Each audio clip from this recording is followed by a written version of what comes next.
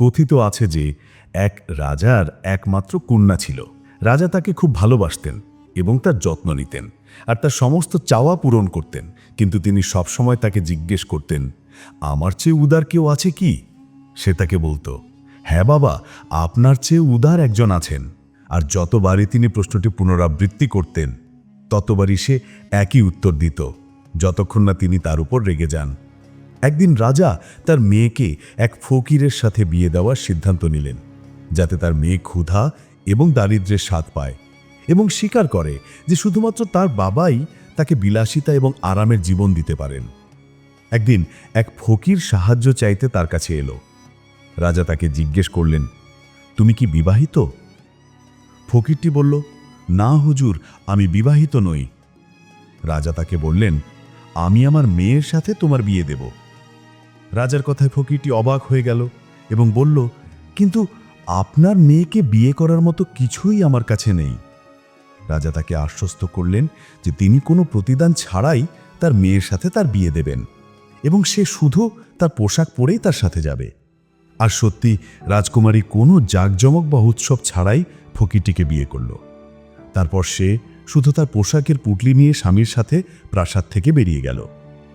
ফকিরটি তাকে শহরের উপকান্তে একটা ছোট কুঁড়েঘরে নিয়ে গেল, যেখানে সে থাকত। রাজকুমারী যখন কুঁড়েঘরের ভেতরে বসল, তখন তার স্বামী তাকে বলল যে তার বাবা রাজা তাকে এই বিয়েতে বাধ্য করেছেন এবং তার কিছু করার ছিল না। রাজকুমারী নম্রভাবে উত্তর দিল এবং তাকে বলল, আমি দুঃখিত নই এবং আমি আল্লাহর আদেশে এবং আমার ভাগ্যে যাই থাকুক না কেন তাতেই সন্তুষ্ট। কিন্তু আমাদের হাল ছেড়ে দিলে চলবে না এবং আমাদের অবস্থার পরিবর্তন করতে হবে এবং এই ব্যাপারে তোমাকে আমাকে সাহায্য করতে হবে।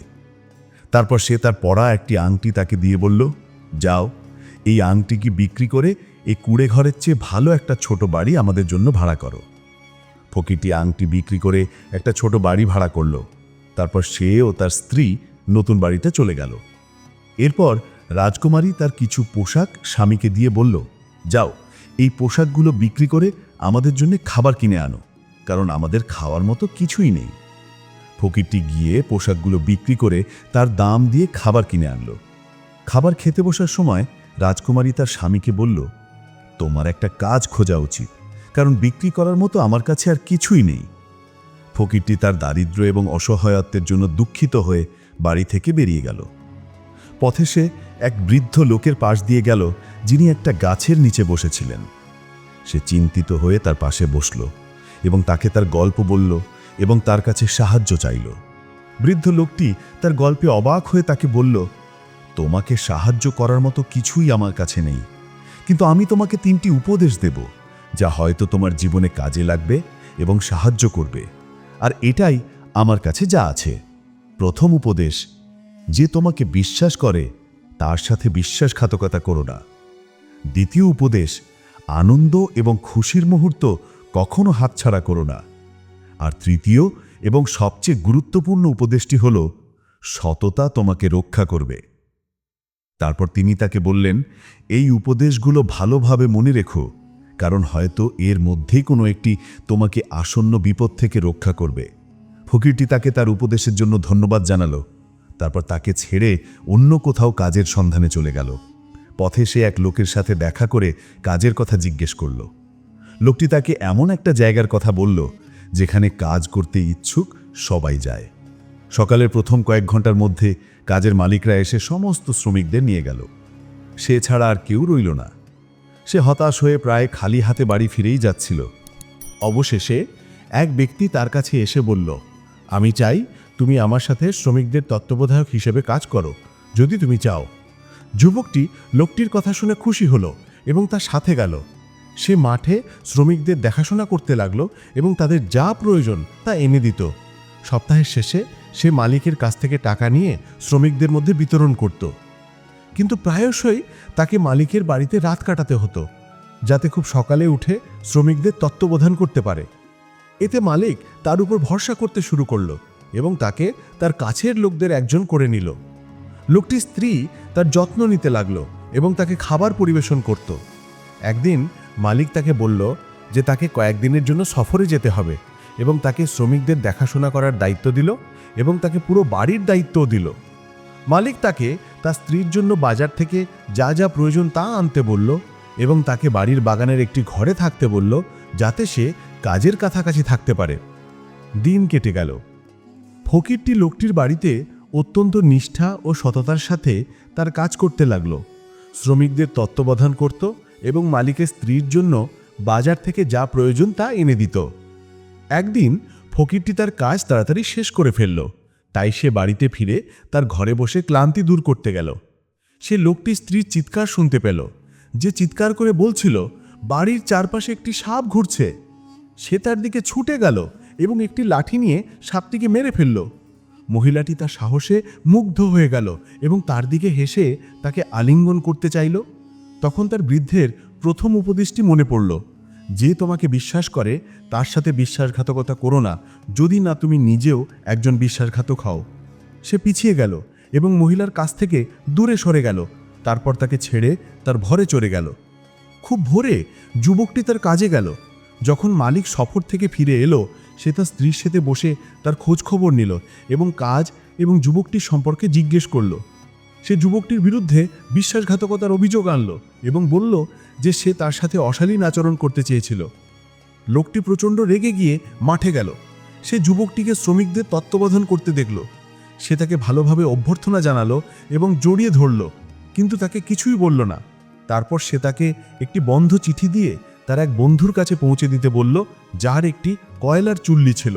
তারপর তাকে বলল, আজকের দিনটা ছুটি হিসেবে ধরো এবং তুমি তোমার পুরো মজুরি পাবে। যুবকটি খুব খুশি হয়ে চিঠিটি নিয়ে লোকটির বন্ধুর কাছে চলে গেল। যাবার পথে সে একটি গ্রামের পাশ দিয়ে যাচ্ছিল, তখন সে ঢোল আর হাততালির শব্দ শুনতে পেল। তার বৃদ্ধের দ্বিতীয় উপদেশটি মনে পড়ল, আনন্দ ও খুশির মুহূর্ত কখনো হাতছাড়া করো না। সে দ্রুত শব্দের দিকে এগিয়ে গেল এবং দেখল একটি বড় বিয়ের অনুষ্ঠান হচ্ছে আর লোকেরা নাচছে আর আনন্দ করছে। বিয়ের আয়োজক তাকে দেখে তার হাসি খুশি স্বভাবে মুগ্ধ হয়ে গেল। তারপর খাবার আনা হলো এবং সে তাদের সাথে বসে খেলো। তারপর সে বিয়ের আয়োজকের কাছ থেকে যাবার অনুমতি চাইল, কিন্তু তিনি তাকে বিয়ে শেষ না হওয়া পর্যন্ত তাদের সাথে বসার জন্য অনুরোধ করলেন। যুবকটি তাকে বলল, আমার কাছে একটি চিঠি আছে এবং আমাকে এটি তার মালিকের কাছে পৌঁছে দিতে হবে। বিয়ের আয়োজক তাকে বলল, চিন্তা করো না, তুমি শুধু আমাকে চিঠির মালিকের ঠিকানা বলে দাও। আমার কাছে একটি পোষা পায়রা আছে, আমি তোমার পরিবর্তে তাকে দিয়ে চিঠিটি পৌঁছে দেব। ফকিরটি রাজি হলো এবং বিয়ে শেষ না হওয়া পর্যন্ত তাদের সাথে রাত কাটালো। সকালে সে তার কাজে ফিরে গেল। সে জানত না তার জন্য কি ষড়যন্ত্র করা হচ্ছে। যখন মালিক তাকে দেখল, সে অবাক হয়ে জিজ্ঞেস করল, তুমি কি চিঠিটি তার মালিকের কাছে পৌঁছে দিয়েছ?